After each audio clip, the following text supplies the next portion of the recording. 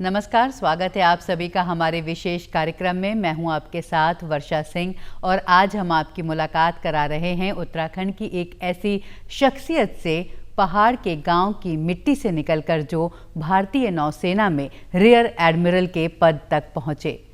तो आज हमारे साथ स्टूडियो में मौजूद हैं भारतीय नौसेना में रियर एडमिरल रहे ओम प्रकाश सिंह राणा जी, जो अब सेवानिवृत्त हैं। सर, स्टूडियो में आपका बहुत बहुत स्वागत है। तो हम आपसे आपकी शिक्षा और शुरुआती सफ़र के बारे में जानना चाहेंगे। गांव से आपने अपनी पढ़ाई की शुरुआत की है। मेरा बचपन गांव से स्टार्ट हुआ और पिताजी मेरे जो है दिल्ली में जॉब करते थे, तो और माताजी की तबीयत ख़राब थी, तो उनकी इलाज के लिए जो है पिताजी उन्हें दिल्ली ले गए और वहीं मेरा सन 1959 में जन्म हुआ। माताजी की तबीयत ज़्यादा ख़राब हो गई थी तो मुझे गांव आना पड़ा, और जब मैं 5-6 साल का था तो माताजी का देहांत हो गया था। इस प्रकार मेरी जो कर्म भूमि रही है और मेरा जो शुरुआती दौर रहा है गांव के माहौल से स्टार्ट हुआ है। मैंने कक्षा 5 अपने गांव की स्कूल से की है, जहां हम नीचे ज़मीन पे बैठते थे जी। और तख्ती ले जाते थे स्कूल में। और उसके बाद मैंने 10वीं जो है अपने गांव के पास में करीब 3 किलोमीटर दूर एक जो है गणेश नगर, वहाँ से मैंने 10वीं पास की। और उसके बाद में जो है 11वीं और 12वीं के लिए मैं गवर्नमेंट इंटर कॉलेज कर्णप्रयाग गया, और उसके बाद बीएससी और एमएससी मैथमेटिक्स मैंने गोपेश्वर पीजी कॉलेज से किया। गांव के माहौल से आया हूँ, तो गांव में उस वक्त जो है सारा काम हम करते थे, चाहे वो खेतों में हल लगाना हो, चाहे वो गोबर निकालना हो, चाहे वो जंगल जाना हो, चाहे वो लकड़ी लानी हो, चाहे वो गाय चरानी हो, चाहे वो धान कूटना हो, गेहूँ पीसने हो। तो उस सारे माहौल से हम निकले हैं वहाँ से, और ये हमारा पार्ट ऑफ रूटीन होता था। स्कूल जाते थे, स्कूल में पढ़ लिया, घर आके रिवाइज करते, एग्ज़ाम में पास हो जाते थे। और इस ढंग से हमने वहाँ से निकले। और लेकिन एक चीज़ मैं बताना चाहता हूँ कि जो कुछ हमने उस वक्त किया है उसने हमको एक मैनेजमेंट सिखाया है जी। ये लाइफ की फ़िलॉसफी सिखाया है कि लाइफ में आगे कैसे बढ़ना, धरातल से हमको जोड़े रखा है। और ये आगे चल के मेरे नौसेना के जो कैरियर में जो भी मैंने काम किया है, 38-40 साल जो काम किया है, वहाँ मेरे लिए बड़ा उपयोगी सिद्ध होगा। तो उससे मैं कहता हूँ गाँव को बहुत अहमियत देता हूँ कि हम उस मिट्टी से निकले हैं और यहाँ तक पहुँचे हैं, तो बड़ी खुशी होती है। जी बिल्कुल। नेवी में जाने का विचार आपके मन में कैसे आया और किस तरह की तैयारी आपने की? जब मैं गोपेश्वर पीजी कॉलेज में बीएससी एमएससी कर रहा था, तो बीएससी तक तो आइडिया था नहीं कि क्या करना है, बीएससी करनी थी। जब एमएससी मैथ्स सब मैं कर रहा था तो एमएससी में आया तो कुछ लगा कि यार कुछ कंपटीशन की तैयारी करनी चाहिए, क्योंकि इंजीनियरिंग कुछ हमारे बस के बाहर थी, क्योंकि फाइनेंशियल सिचुएशन इतनी अच्छी नहीं थी। तो ये लगा कि एमएससी करके हम कहीं टीचर बन जाएंगे, कम से कम टीचर तो बन ही जाएंगे। सबसे बड़ा जो तैयारी का आपने जो सवाल पूछा है, हमारे गोपेश्वर डिस्ट्रिक्ट हेडक्वार्टर में एक लाइब्रेरी होती थी वहाँ पर जी। उस लाइब्रेरी में हमारे पास दुनिया की सारी मैगजीन्स, सारी किताबें वहाँ उपलब्ध होती थी, चाहे वो जनरल नॉलेज हो, चाहे वो पेपर 2 दिन बाद आता था जी। लेकिन हम 2 दिन पीछे रहते थे, लेकिन खबरें मिल जाती वहाँ पर। उस किस्म से जो है एक जनरल नॉलेज और एक करंट अवेयरनेस की बात जो है दिमाग में आई उस समय। और भगवान की कृपा से मैं पढ़ने में क्लास में टॉपर रहा हूँ, और स्पोर्ट्स में भी रहा हूँ मैं। तो स्पोर्ट्स में कॉलेज टीम में रहा हूँ, कैप्टन में रहा हूँ स्पोर्ट्स, और यूनिवर्सिटी भी खेली है मैंने। तो ये सारे जो माहौल मेरे को कॉलेज ने दिया था, एक्चुअली उसने मुझे बहुत मोटिवेट किया कि आगे कुछ करना है। तो एमएससी में आके फिर हमने एग्ज़ाम देने शुरू किए, फिर एमएससी मैथ्स किया, फिर मैं इसके बाद दिल्ली आ गया था। दिल्ली आया तो कॉलेज में परेशानियाँ बहुत होती थी। मैं खाना खुद ही बनाता था, गांव से जो है धान कूटते थे, गेहूँ पीसते थे, और मेरा जो गांव है वो सड़क से 5 किलोमीटर दूर है, तो वो हम पीठ पे लगा के लाते थे वहाँ से, और फिर बस में बैठ के गोपेश्वर आए, खाना खुद ही बनाते थे। तो कभी ऐसा भी मौका आया, कभी भूखा भी, लेकिन कभी हमने माइंड नहीं किया इस चीज़ को जो है, क्योंकि एक किस्म से लाइफ बहुत अच्छी थी। हाँ। तो जब दिल्ली आया मैं, तो दिल्ली में मैंने 5 महीने वहाँ पे, हमारे मामा जी थे, उन्होंने मुझे वहाँ पे जो है टेम्पररी बैंक में जॉब लगाया। तो वो मेरा ज़िंदगी का चला गोल्डन पीरियड रहा है। शायद 4 साल गोपेश्वर जो मैंने बिताए हैं, वो भी मेरी लाइफ का जो है स्वर्णिम अवसर अब मुझे वहाँ मिले। मेरे अच्छे दोस्त रहे हैं, अच्छे टीचर रहे हैं, अच्छे रिश्तेदार भी अच्छे रहे हैं, जिन्होंने मुझे सपोर्ट किया, आगे मोटिवेट किया आगे कुछ करने के लिए। दिल्ली में मैंने एग्ज़ाम दिए, और पहला एग्ज़ाम मैंने यूपीएससी का पास किया, तो नेवी में चले गया। उसके अलावा सिविल सर्विस का एग्ज़ाम दिया था, असिस्टेंट गेट का एग्ज़ाम दिया था, बैंक पीओ का एग्ज़ाम दिया था और बैंक क्लर्कल का एग्ज़ाम भी दिया था। जब मैं 6 महीने बाद एकेडमी से वापस आया दिल्ली तो देखा कि वहाँ चारों के चारों में I clear civil service preliminary exam also. Bank PO भी मैंने क्लियर किया हुआ था, वो अपॉइंटमेंट ऑर्डर पड़ा था वहाँ पे, और यूपीएससी का भी एग्ज़ाम उसमें पास किया था। उसके अलावा मेरा जो है अगस्त में डिग्री कॉलेज में एज ए लेक्चर भी अपॉइंटमेंट हो गया था जी। और गढ़वाल यूनिवर्सिटी में पीएचडी के लिए भी रजिस्ट्रेशन हो गया था जी। लेकिन ये रहा कि नहीं, सर्विस सबसे बढ़िया है। मुझे क्यों तैयारी हम कर रहे थे वैसे कंपटीशन की, तो नेवी में जाने में ज़्यादा एग्ज़ाम पास करने में कोई तैयारी नहीं हुई। हाँ, तैयारी करनी पड़ती है सर्विस सिलेक्शन बोर्ड के लिए, जहाँ पे 5 दिन का इंटरव्यू होता है, जहाँ पे आपकी साइकोलॉजी टेस्ट, आपका एप्टीट्यूड टेस्ट होता है कि group as an officer like qualities आपकी दिखी जाती हैं, फिर आपका इंटरव्यू होता है, आपको सिचुएशन दी जाती है, आपका पूरी प्रोफाइल वहाँ चेक होती है। तो गॉड हैज़ बीन काइंड, तो सिलेक्ट हो गया वहाँ पर। फिर मेडिकल हो गया, फिर मेडिकल के बाद मेरिट में आ गई, फिर पायलट एप्टीट्यूड टेस्ट भी पास किया मैंने। हालांकि बाद में मैं नेवल एविएशन की एयरफोर्स अकेडमी गया, मैं वहाँ में ग्राउंड हो गया था जी। तो ग्राउंड की भी एक बहुत अच्छी एक बड़ी एक हिलेरियस एक मजाकिया माहौल का वो है, क्योंकि मैंने कभी साइकिल नहीं चलाई थी और जहाज़ कैसे चलता है। अच्छा। तो असली ये हकीकत है, हाँ। जो कि मैं खुले दिल से कहता हूँ एक्चुअली। हाँ। कोई साइकिल तो फील ऑफ कंट्रोल ही होता था, तो मैंने टेस्ट पास किया, पता नहीं कैसे पास किया, लेकिन जब मैं ग्राउंड हुआ तो मुझे इतनी खुशी हुई, इतना सुकून मिला कि अच्छा हो गया, मेरा डेस्टिनी ये फ्लाइंग नहीं थी, डेस्टिनी मेरी नेवी में थी। तो फिर नेवी में बाकी मैंने कोर्सेज किए, फिर कमीशन मिला। आपने गांव से शिक्षा अपनी पूरी की, आपने अपने आसपास के जो नज़दीकी विद्यालय थे, महाविद्यालय थे, वहाँ से पढ़ाई पूरी की, तो ये एक बहुत महत्वपूर्ण बात है। आज मैं ये मानता हूँ, एजुकेशन आप कहीं भी ले लो, आपके गुरु अच्छे होने चाहिए जी। और विद्यार्थी को लगन से वो सब चीज़ सीखनी चाहिए। मैं नहीं मानता कि अब यहाँ क्यों आते हैं हम लोग, बाहर क्यों आते हैं, अंग्रेजी बोलने के लिए आते हैं। देहरादून ही नहीं मैं कह रहा हूँ, मैं तो लोग गांव से जो है, हमारे गांव से लोग चंद्रापुरी तो नियरेस्ट बस नियरेस्ट जो रोड हेड है वहाँ भी जो जाते हैं। बिल्कुल। तो अब ये अच्छा भी है, एक डिबेटेबल पॉइंट है, हर एक की अपनी अपनी सोच है, लेकिन मैं ये मानता हूँ कि पढ़ाई में जो है आपकी मेहनत, अगर आपका विकास आप कर सकते हो, अपना विकास पूरा जो समग्र विकास होता है, आई थिंक वो सबसे बड़ी चीज़ होती है। And sky is the limit, आप मेहनत आप करोगे तो स्काई इज द लिमिट, कहीं भी जो है आप। तो अभी भी मैं मानता हूँ जो आ रहे हैं बाहर तो वो भी ठीक है, जो नहीं आ रहे हैं वो भी ठीक है। बच्चे वहाँ से भी निकलते हैं, अभी बच्चे निकल रहे हैं, कोई ना कोई बच्चा वहाँ से निकलता ही अभी जी, बहुत से बच्चे निकलते हैं, वहाँ से भी निकलते हैं। तो एक स्कूल और शिक्षक और विद्यार्थी तीनों पर ये निर्भर करता है। और आपके करियर का जो एक महत्वपूर्ण समय रहा है डीआरडीओ में भी बीता है, जहाँ सामरिक अत्याधुनिक महत्व के हथियारों के क्षेत्र में भारत को आत्मनिर्भर बनाने के लिए, और इस समय भी हम स्वदेशी होने की दिशा में लगातार काम कर रहे हैं रक्षा क्षेत्र में। तो इस संबंध में बताइए कि किस तरह की चुनौतियाँ रही, किस तरह के अनुभव रहे आपके। एक्चुअली डीआरडीओ में जो है नेवी का एक हमारा बहुत क्लोज लिएजन डीआरडीओ से रहा है जी।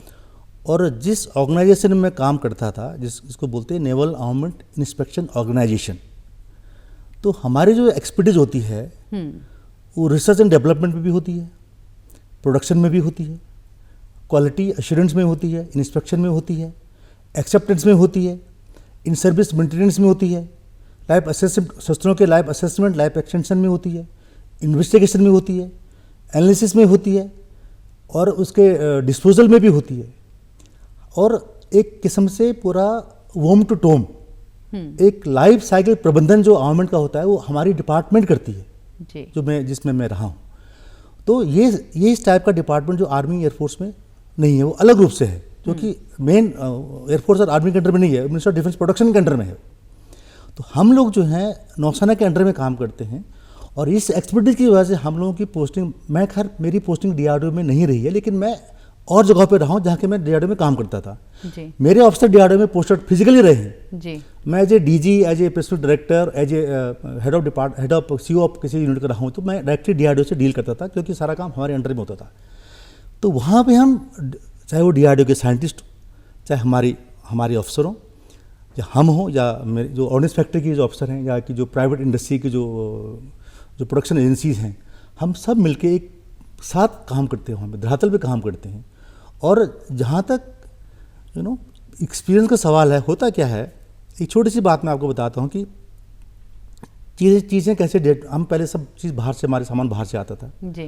अब उसको इंडिजनाइज करना है, कैसे करना है, पहले तो पता क्या करना है इंडिजनाइज। ओके, एक मिसाइल हमको इंडिजनाइज करनी है तो पहले मिसाइल के बारे में पता होना चाहिए। हाँ। क्योंकि बाहर के हमको मिसाइल देगा लेकिन वो कैसे, उसके अंदर क्या हमको पता नहीं है। हाँ। तो किसी भी चीज़ के इंडिजनाइजेशन के लिए जो है उसमें academic base, academic, technology, engineering, ये 3 बेस जो हैं बहुत ही इंपॉर्टेंट बेस हैं, जिससे हम एकेडमिक्स को जो है टेक्नोलॉजी में कन्वर्ट कर सकते हैं और टेक्नोलॉजी को हम जो है उसको इंजीनियरिंग प्रोडक्ट में कन्वर्ट करते हैं। और उसके बाद शुरू होता है उनको उसका टेस्टिंग और प्रूफ का दौर, जो कि बहुत ज़्यादा वक्त उसमें लगता है। अब आपके पास टेस्ट फैसिलिटीज होनी चाहिए, नहीं है तो फिर वहाँ टेस्ट फैसिलिटीज बनाइए। अब आपने जो है तेजस एक इंजन हमने बनाते हैं, उसको हम हवाई जहाज में फायर करेंगे, ऊपर फायर करेंगे, जहाज कौन देगा आपको जी। तो ये सब चीज़ें जो है, और उसका फ्लाइंग इनवेलप क्या है, वो सब चीज़ देखनी पड़ती हैं। तो ये सारी चीज़ों को जो है academic, engineering, technology based, test facilities, proofing procedures, proof labs, सबको बनाने में समय लगता है और सरकार का इसमें भागीदारी, पैसा, सब कुछ होता है। तो ये सब होने के बाद आज मैं कह सकता हूँ दावे के साथ में, हमारे देश में जो है पिछले 10-15 सालों में we have a solid engineering base and academic base we have. आज हमारी यूनिवर्सिटीज़ हमारे साथ काम करती हैं, जहाँ नॉलेज है सब काम करते हैं, चाहे वो हमारे IITs हो, चाहे हमारे हमारे रीजनल इंजीनियरिंग कॉलेजेस हों। तो एक किस्म से प्रोजेक्ट मैनेजमेंट होता है आज की तारीख में।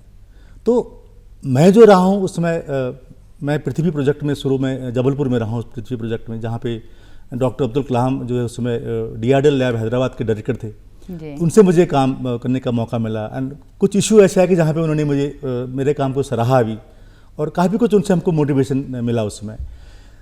तो उसके बाद जो है हमारे डिपार्टमेंट के हम लोग जो सारे MTechs हैं, हम लोग जो MTech करते हैं, हम IIT से MTech करते हैं। जैसे IIT खड़गपुर से इंजीनियरिंग में करते हैं, सिस्टम रिलायबिलिटी की बात करते हैं इसमें, जैसे IIT बॉम्बे से करते हैं, कंप्यूटर हो गया तुम्हारे, प्रोडक्शन इंजीनियरिंग हो गया तुम्हारे, सिग्नल सॉलिड स्टेट प्रोडक्ट हो गई, इस टाइप की चीज़ें।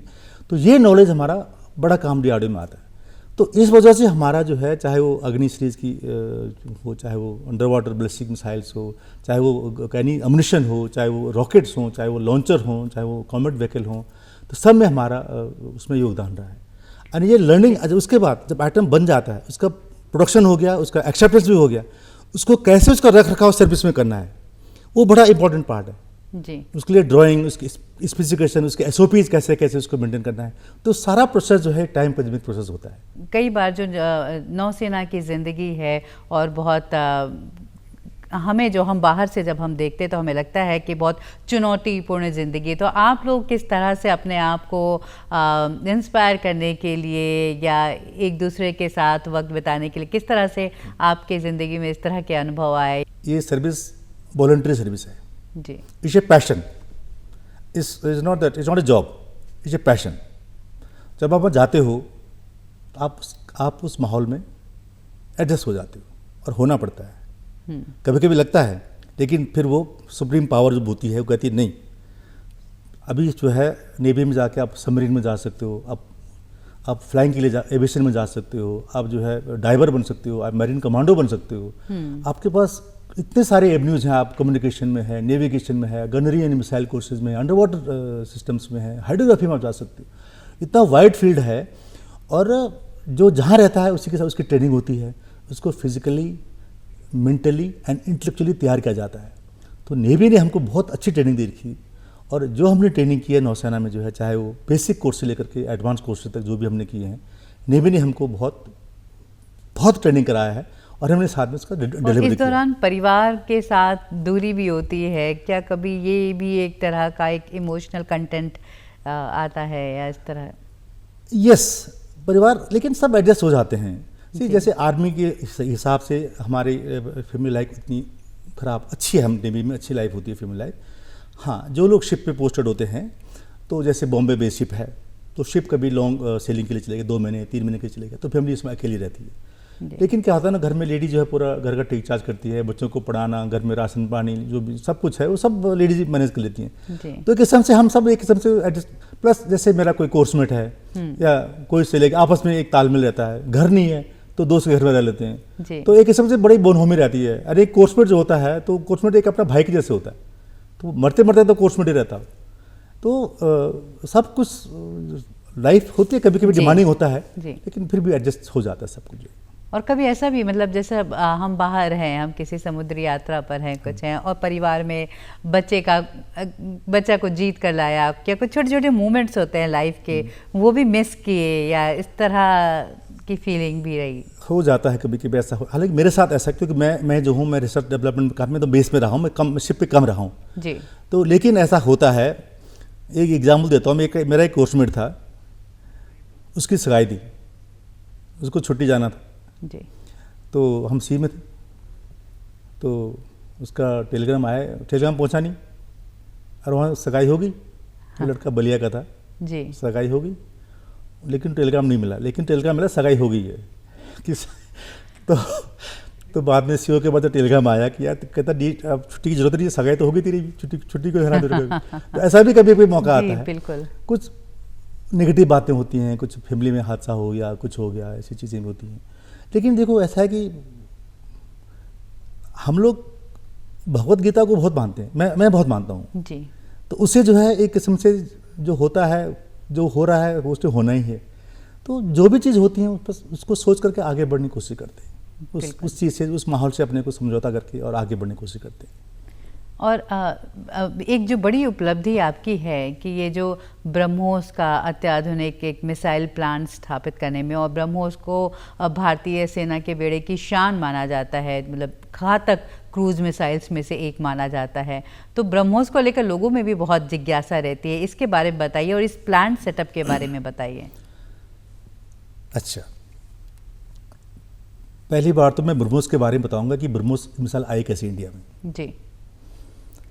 इसके जनक थे डॉक्टर अब्दुल कलाम जी और शिवदानु पिल्ले। ये दो जो टेक्नोक्रेट्स थे, इनकी वजह से ब्रह्मोस हिंदुस्तान में आया है। तो जो ब्रह्मोस का जो एक इंजन था, जो ब्रह्मोस का जो क्रिटिकल पार्ट है वो इंजन है जिससे वो मिसाइल प्रोपल होती है। तो ये इंजन जो है, ये कलाम सर और इनके निगाह में आ गया, तो उनको वहीं पे आइडिया आया। देखो ये सोच, थॉट प्रोसेस होती है। उन्होंने वहीं पे सोचा कि इस इंजन को लेकर मिसाइल बनाते हैं। हालांकि रशिया के पास मिसाइल, कुछ और मिसाइल थी उसके पास, लेकिन इस इंजन के साथ नहीं थी। और आप भी इस प्रक्रिया में किस तरह से आप जुड़े? नहीं, मैं बाद में आया। हाँ। ये बता रहा हूँ, 97-98 के बाद बता रहा हूँ जी। तो वो करते करते फाइनली वो ज्वाइंट वेंचर स्टार्ट हुआ। काफ़ी वो NOPM में, वहाँ की जो डेवलपमेंट एजेंसी है, NOPM और DRDO के बीच में एक नेगोशिएशन हुआ। वो जो है प्रधानमंत्री लेवल पे हुआ। जब ऐसा ज्वाइंट वेंचर ऐसा है कि ये कोई प्राइवेट ऑर्गेनाइजेशन है ब्रह्मोस, ये PSU नहीं है, उसको PSU कैसे बनाया गया, ये भी जो है, ये उस समय जो है बड़ा सही इंटरफेस रहा है कलाम सर, साइंटिस्ट के बीच में, अकाउंट्स डिपार्टमेंट के बीच में, और सरकार के बीच में, और सर्विसेज के बीच में। प्रोजेक्ट स्टार्ट हो गया, इंडिया में स्टार्ट हुआ, तो पहले काफ़ी चीज़ें बाहर से आई। हम लोग जब नेवी का जो है, हमने 2003 में पहली फायरिंग की शिप से, हमने ब्रह्मोस को सपोर्ट किया। हमने 140 करोड़ उसमें ब्रह्मोस को दिया कि हमारे नेवी की शिप का मॉडिफिकेशन करो। तो पहली सक्सेसफुल फायरिंग नेवी की जो है हमारे जहाज से, राजपूत से, INS राजपूत से हुई थी, क्योंकि वो ऐसे फायर हुई थी, स्लैंट रेंज फायर की थी। अभी उसको ऐसे फायर करते हैं। तो वो जो है, उसके बाद नेवी में 2006-07 के आसपास हमारे पास पहला कंसाइनमेंट ब्रह्मोस का आया। दूसरा कंसाइनमेंट का ऑर्डर फिर जो है फिर आर्मी में आई। अभी आर्मी में भी है, एयरफोर्स में भी ब्रह्मोस है। हमारी तीनों सेनाएं जो है ब्रह्मोस से जो है टॉप अप है। और ये जो आपने जो प्लांट सेटअप पिलानी में कराया था, जो एक, वो कैसे शुरू हुआ? ओके, वो जो है कि जब मैं सर्विस में, जब मैं रिटायर हुआ 2017 अगस्त में, जब मैं रिटायर हुआ जी, तो पिलानी में जो है अगेन शिवदानु पिल्ले सर ने जो है वो राजस्थान गवर्नमेंट से करीब 220 एकड़ लैंड लेकर के थी वहाँ पे, और वहाँ पे जो है इंफ्रास्ट्रक्चर बन गया था, बिल्डिंगें बन गई थी जी, लेकिन बाकी कुछ नहीं था उसके अंदर। तो धीरे धीरे वहाँ पे जब मैं रिटायर हुआ सर्विस से, तो जो ब्रह्मोस के जो CMD थे उनसे बात हुई, भाई कमिटमेंट है। तो सिंस मैं इस प्रोजेक्ट में शुरू से रहा हूँ, ब्रह्मोस में भी रहा हूँ, मैं बाकी मिसाल में भी रहा हूँ, और नॉर्मली ओवरऑल आइडिया था कि कैसे ठीक है, मैंने कहा मैं कर लूँगा इसको, मेरा कमिटमेंट है, मैं इसको इस्टेब्लिश करूँगा। तो पिलानी में एक तो प्लांट डिजल्ट में था वहाँ पर, अकेला वहाँ गया मैं। तो वहाँ मैंने पहले खिचड़ी खानी शुरू की, वहाँ से हमने शुरू किया। मेरा मोबाइल ही पूरा वहाँ के ऑफिस था पहले वहाँ पे। जब मैं वहाँ पे गया तो मेरे टाइम पे सारे हमने वहाँ पे सेटअप, पूरे टेस्ट इक्विपमेंट सेटअप किए, प्रोडक्शन इंफ्रास्ट्रक्चर सेटअप किया वहाँ पे, टेस्टिंग इंफ्रास्ट्रक्चर सेटअप किया वहाँ पे। तो मैं जो है अपने साथ में एक टीम ले गया, अकाउंट्स की भी और एडमिन की भी और कॉमर्शियल डिपार्टमेंट की। हम जयपुर गए, सारा सामान हमने ऑन द स्पॉट ऑर्डर किया एंड 1.5 साल में पूरा लोग एक अत्याधुनिक प्लांट हमारे पास स्थापित हो गया। और जैसे वहाँ से हमारा सेटअप पूरा हुआ जी, तो मैंने कहा मेरा कमिटमेंट तो पूरा हो गया। फिर मुझे लगा कि मुझे अब उत्तराखंड जाना चाहिए वापस, 60 साल हो गए और मेरा कुछ इस मिट्टी से मेरा कुछ कर्ज बनता है। तो यहाँ जो आपका जुड़ाव है, जब आप वापस आ गए तो अब उत्तराखंड में वापस एक बार फिर किस तरह से आपका अपना अनुभव है? आपको क्या लगता है कि किस तरह हम अपने राज्य के लिए अपना योगदान दे सकें? अनुभव जो है मिक्स अनुभव है। एक सेटअप का अपना काम करता है, एडमिनिस्ट्रेशन सिस्टम अपना काम कर रहा है, उनका अपना नज़रिया काम करने का है। लेकिन as an individual, as a friends, group of friends हम जो हैं, मैं क्या करता हूँ जब गांव में जाता हूँ मैं तो स्कूलों में जाके ऐसे बच्चों से बात करना हो, उनको बेसिकली मेरी एकेडमिक्स फिलहाल ठीक ठाक ही है, तो मैं बच्चों से, जैसे साइंस के बच्चे हैं उनको जैसे कोई भी चीज़ पढ़ते हैं, कोई फॉर्मूला पढ़ते हैं कि इसका यूज़ ज़िंदगी में कहाँ पे होता है, तो ये चाहता हूँ कि बच्चे एकेडमिक्स जब पढ़ते हैं उसका एप्लीकेशन जो है, एप्लीकेशन कैसे होना, वो मेरा फोकस वहाँ पर रहता है जी। प्लस बच्चों को मोटिवेशन करना हो। उसके अलावा जैसे मुझको IIT रुड़की ने बुलाया था, गढ़वाल यूनिवर्सिटी ने मुझे बुलाया था, यहाँ पे भी काफ़ी लोग बुलाते हैं, यूकॉस्ट बुलाते रहते हैं। तो मेरा जनरल टॉपिक है जैसे डिफेंस टेक्नोलॉजी है, आत्मनिर्भर भारत पे कैसे चीज़ होती, क्या होता है, और जैसे मोटिवेशन है, अपना एग्जाम्पल दे के कहीं मोटिवेट बच्चों को करते हैं। तो ये सोचता हूँ कि अगर 100 में से एक बच्चा भी अगर मोटिवेट हो गया तो आई थिंक वो अचीवमेंट ही है। उसके अलावा मैं आर्टिकल लिखता हूँ, काफ़ी NGOs के मैगजीन से जुड़ा हूँ, एनवायरनमेंट से जुड़ा हूँ। और अपने परिवार के बारे में बताइए, आपके परिवार में कौन कौन सदस्य हैं, क्या क्या करते हैं? मेरा जो अभी इमीडिएट परिवार है, मेरी वाइफ है, वो MA हिस्ट्री से हैं जी, एक गृहिणी है, हम सब उसकी वजह से ही हैं जी। 2 बच्चे हैं, एक बिटिया बड़ी है, उसने पुणे यूनिवर्सिटी से उसने BA कंप्यूटर से किया और करीब 10-12 साल का उसका वर्क एक्सपीरियंस है और आज वो ग्लोबल कंपनी उसमें साइबर सिक्योरिटी आर्किटेक्ट है। तो वो, और बेटे ने मेरा, उसने 12th के बाद डिप्लोमा किया, तो छोटी सी लाइफ ही है उनको। आपका गांव आना जाना रहता है? हाँ, गांव जाता रहता हूँ मैं, गांव जाते हैं अभी क्योंकि अभी वहाँ पे सड़क पहुँच गई है जी, तो कम जहाँ जाते हैं और वापस रहने का कम वो रहता है उसमें जो है जी। लेकिन तो गांव सड़क जाते हैं। पहुँच गई तो नज़दीकी बढ़ गई गांव से? बढ़ गई। सड़क बहुत ख़राब है, अच्छा। जाता हूँ तो गाड़ी में कुछ ना कुछ डिफेक्ट आ जाता है, कभी AC पैकअप हो गया, कभी कुछ हो गया। और गाँव में मेरी भाभियाँ हैं, मेरी जो चाची, मेरे समकक्ष जो लोग हैं इसमें, हम जो साथ काम करते थे जी, वो वो लोग एक्चुअली उनसे मिलना बड़ा इमोशनल हो जाता है। वो कहते हैं, प्रकाश बोलते हैं गांव में, कहते हैं तेरे को याद है हम ये सब काम करते थे, हम साथ धान कूटते थे। और वो जो लोग जो आपके साथ पढ़े होंगे उस समय वहाँ के कॉलेजेस में, अब भी उनसे बातचीत हो जाती है? बातचीत होती है, सब अब बेचारे कोई किसी है, मतलब कोई है अपने अपने हिसाब से सब ठीक कर रहे हैं, कोई टीचर है, कोई मतलब हर एक प्रोफेशन में लगे हैं, कोई लेबर का काम भी करता है, कोई मिस्त्री भी है, लेकिन मेरे सब बराबर है, बिल्कुल सब बराबर है। तो और आपको कभी लगता है कि अगर आप नेवी में गए, ये एक डेस्टिनी थी, जैसा आपने बताया कि ये भी एग्ज़ाम दिया, बैंक का भी एग्ज़ाम दिया, तो आपको क्या लगता है अब चुनाव करना होता कि आप नेवी में ना होते तो क्या होते? अगर मैं नेवी में नहीं जाता तो मेरा actually state bank of India में PO का सिलेक्शन हो गया था जी। अगर उसके पहले मुझे लेक्चरशिप की जो मुझे अपॉइंटमेंट आई थी तो शायद मैं लेक्चर बन जाता और PhD करता जी, और हेड ऑफ डिपार्टमेंट रहता, लेकिन ये एक्सपोजर नहीं मिलता मेरे को। बिल्कुल। जो एक्सपोजर मुझे नेवी ने मुझे जो है, मैंने जो है मेरी बेसिक क्वालिफिकेशन के अलावा मैंने जो है नेवी में रह के मैंने टेक्निकल स्टाफ कोर्स किया, जहाँ मुझे टेक्नोलॉजी के बारे में नेवी ने 1.5 साल की ट्रेनिंग दी। फिर मैंने जो है मैंने पोस्ट ग्रेजुएशन एरोस्पेस में किया। और मैं ज़रूर आपसे ये आखिर में ये जानना चाहूँगी कि सेना में जाना हर किसी का सपना होता है, युवाओं का सपना होता है, और कहते हैं कि ये जागती आँखों से देखा जाने वाला सपना है, बहुत कड़ी मेहनत करनी होती है। तो आप युवाओं को किस तरह का संदेश देना चाहेंगे जो सेना में जाना चाहते हैं? जैसे मैंने पहले भी कहा कि सेना एक पैशन है, जॉब नहीं है जी। तो आप सेना में जाएं, चाहे आप सिविल डिपार्टमेंट में जाएं, चाहे अपने माता पिता का प्रोफेशन को आगे बढ़ाएं, सब बराबर है। देश सेवा हर एक कोई करता है। आप बैठे, आप भी देश सेवा कर रही हैं जी। कोई भी है, चाहे ये हमारे जो टीवी कैमरामैन जो बैठे, सब अगर ये काम अपने अच्छे ढंग से कर रहे हैं, ये देश सेवा है जी। एक किसान भी देश सेवा करता है फर्स्ट ऑफ ऑल। लेकिन पैशन अगर आप में है सर्विस का, ये सेना में ये होता है कि सेना में एक लाइफ में एक एडवेंचर होता है, एक जुनून होता है लाइफ में जो है। जी। सिविल सिस्टम में जुनून अलग किस्म का होता है, वहाँ भी है, एडमिशन वहाँ भी है, लेकिन अलग किस्म का है। तो आप चॉइस आपकी, आप क्या, और पढ़ाई के साथ अनुशासन बहुत जरूरी है। बहुत ज़रूरी है। अनुशासन का मैं कहता हूँ आपकी जो है ईमानदारी, आपकी लगन, आपकी मेहनत, आपका हार्डवर्क, आपका समग्र विकास। जी, मैं समग्र विकास पे बहुत मानता हूँ। करने की जरूरत समग्र है। विकास का मतलब है कि आपका व्यक्तिगत विकास, आपका समष्टिगत यानी सामाजिक विकास, जी, आपका सृष्टिगत विकास।